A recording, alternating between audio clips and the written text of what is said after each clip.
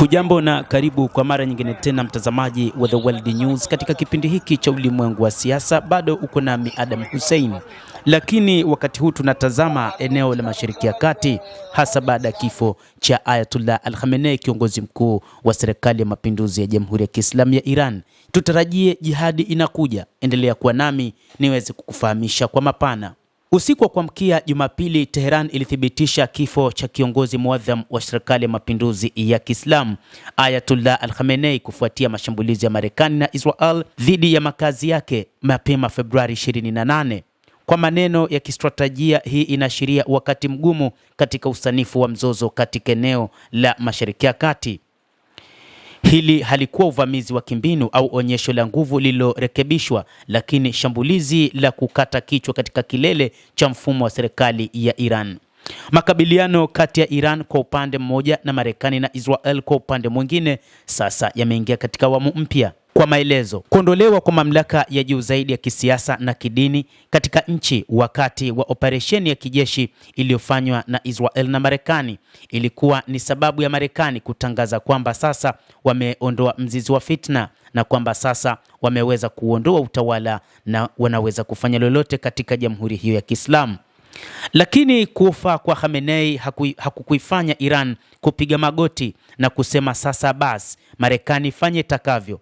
Iran imeamua kuingia vitani. Makundi ya wapiganaji kote Mashariki ya Kati inayounga mkono Iran yameingia vitani na kutangaza jihadi.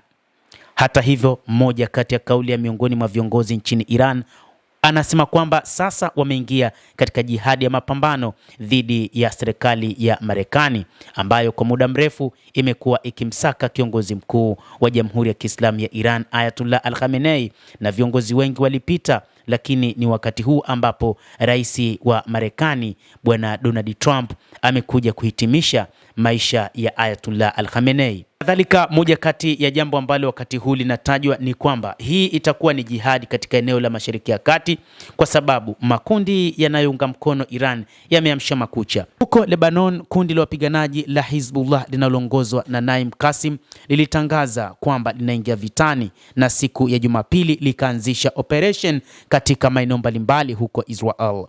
Kadhalika, wapiganaji wa Kihuth wanaongozwa na Abdul Malik Al-Huth nao pia wametangaza wanaingia vitani dhidi ya Marekani na Israel. Abdul Malik Al-Huth hata kabla ya kifo cha Ayatollah Al-Khamenei aliweka wazi kwamba lazima wapambane kuunga mkono serikali ya Jamhuri ya Kiislamu ya Iran.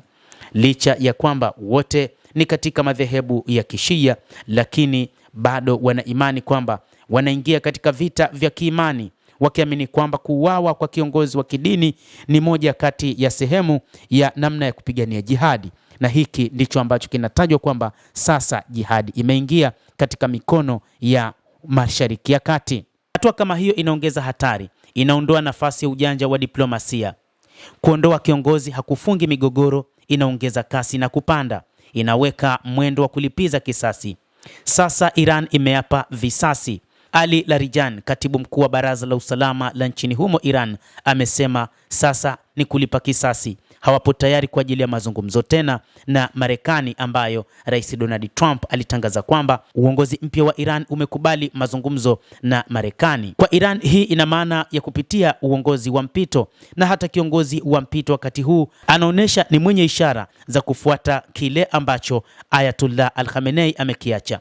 Kimsingi, taifa la Jamhuri ya Kiislamu ya Iran linaongozwa kwa misingi ya kidini na kila kiongozi anaongoza kwa kuangazia mifumo ya kidini, na ndio maana sasa wengi wanasema mapambano ya kidini hasa ya Uislamu ni mapambano ya kijihadi. Na hata pale ambapo kifo cha Ayatollah Al-Khamenei kilipotangazwa, ni Khamenei aliyekufa shahidi, maana yake amekufa katika jihadi. Ushawishi wa jeshi na uanzishwaji wa makasisi unazidi kupanuka nchini Iran. Raia wanaunga mkono serikali yao wakiamini kwamba sasa wameingia katika jihadi. Kwa kanda, hatari inazidi kuongezeka, lakini upanuzi wa uwanja wa vita, vitisho kwa njia ya baharini na miundombinu ya nishati na majanga mapya kwa utulivu wa kimataifa navyo vinazidi kuongezeka. Hesabu ya Tehran ni moja kwa moja. Pamoja na mauaji ya Khamenei, vigingi vimeongezwa kwa kasi sana, na mzozo ulisukuma katika hatua ya moto ambayo haijawahi kutokea, kwamba vikwazo vya hapo awali havitumiki tena. Jibu la Iran karibu bila shaka litazingatia miundombinu ya kijeshi ya Marekani katika kanda. Kwa sababu hiyo ndiyo kikao kimoja ambapo Tehran inaweza kuingia gharama zinazoongezeka kwa Marekani. Iran imetangaza siku 40 za mapambano, kwa maana ndani ya siku 40 ambazo Rais Donald Trump wakati huu alitamani ndani ya wiki moja hadi wiki 4 angemaliza vita hivyo, lakini anatangaziwa siku 40 za moto. Iran inafyatua makombora kila kukicha, na tafiti zinaonyesha kwamba Iran ina uwezo wa kurusha zaidi ya makombora 1000 kwa siku moja, jambo ambalo Marekani na Israel kwa pamoja hawana uwezo huo. Mtazamaji, nawe pia una nafasi ya kulike, una nafasi ya kucomment na kusubscribe channel yetu hii. Je, hii ni jihad baada ya kifo cha Ayatullah Al Khamenei? Mimi ni Adam Hussein, endelea kuwa nasi wakati wote, endelea kutufuatilia.